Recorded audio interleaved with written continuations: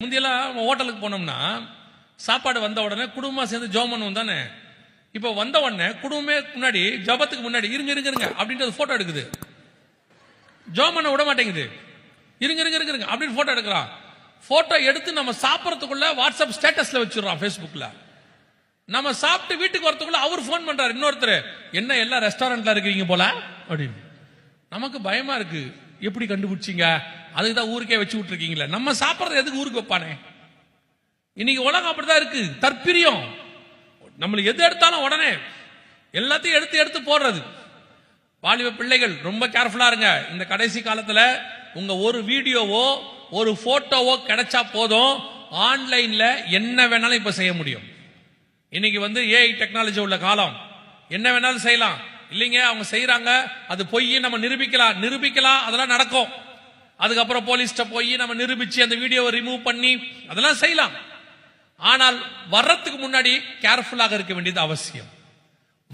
மன உளைச்சலுக்கு ஆளாகி அதை ரிமூவ் பண்ணி பண்றதை விட வராமல் எவ்வளவுக்கு எவ்வளவு முடியுமோ அதை மீறி வருதா அது கர்த்தர் பார்த்துக் கொள்வார்.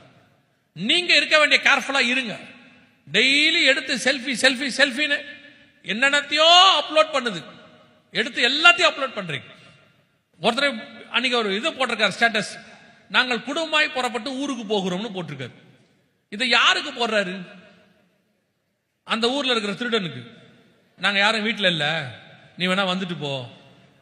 எதுக்கு அதெல்லாம் வைப்பிய? நாங்க அங்க இருக்கோம் இங்க இருக்கோம்.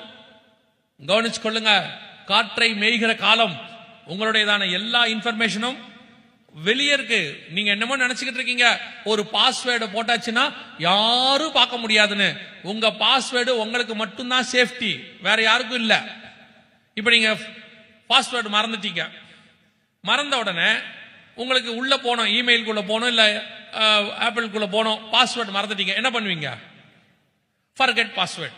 ஃபர்கெட் பாஸ்வேர்டு கொடுத்தோன்னே என்ன ஆகும்? அவங்க ஒரு பாஸ்வேர்டு அனுப்புவாங்க, ஒன் டைம் பாஸ்வேர்டு அனுப்புவாங்க. அனுப்புறாங்க தானே? அதை வச்சு நீங்க உள்ள போவீங்களா? போறீங்க தானே?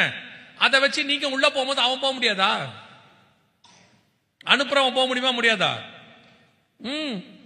என்னமோ பாஸ்வேர்டுங்கிறது உங்களுக்கு நடந்தா சேஃப்டி நம்ம நினைச்சுக்கிறோம். யாரும் பார்க்க முடியாது, நீங்க தான் பார்க்க முடியாது. உங்களோட யார் வேணாலும் பார்க்கலாம். நீங்கள் இப்பொழுது வலைத்தளத்தில் இருக்கிறீர்கள், நீங்கள் வெளியரங்கமா இருக்கிறீர்கள். உங்களை நீங்க தான் சேஃப்டியா வச்சுக்கணும், அது உங்களுக்கு நல்லது. அவ்வளவுதான்.